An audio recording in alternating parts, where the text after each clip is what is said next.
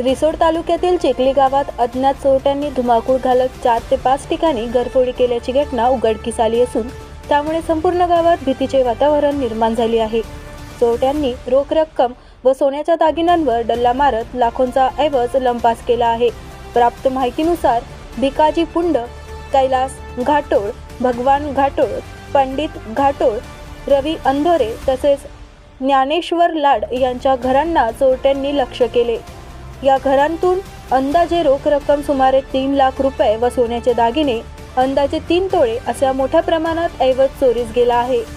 ही चोरीची घटना रात्रीच्या सुमारास घडली असल्याचा अंदाज असून सकाळी घरमालकांच्या निदर्शनास येताच गावात एकच खळबळ उडाली। घटनेची माहिती मिळताच संबंधित नागरिकांनी तात्काळ पोलीस ठाण्यात धाव घेतली। पोलिसांनी घटनास्थळी भेट देऊन पंचनामा केला असून पुढील तपास सुरू केला आहे। सलग अनेक घरांवर एकाच वेळी झालेल्या घरफोडीमुळे रिसोड तालुक्यातील चिखली गावात दहशतीचे वातावरण पसरले आहे। चोरट्यांचा लवकरात लवकर छडा लावावा तसेच रात्रीची पोलीस गस्त वाढवावी अशी मागणी ग्रामस्थांकडून जोर धरू लागली आहे। आमच्या चिखली येथे मी चिखली येथील पोलीस पाटील मंगेश सरनाईक माझं नाव। 5-7 चोरांनी चिखली येथे चांगला हौदोस घातला। आमच्या येथील 3 घरं फोडले आणि तिथून जवळजवळ 1.25 लाख रुपये कॅश आणि काही सोनं, गहू पोत वगैरे असं चोरांनी इथून नेलेलं आहे। आणि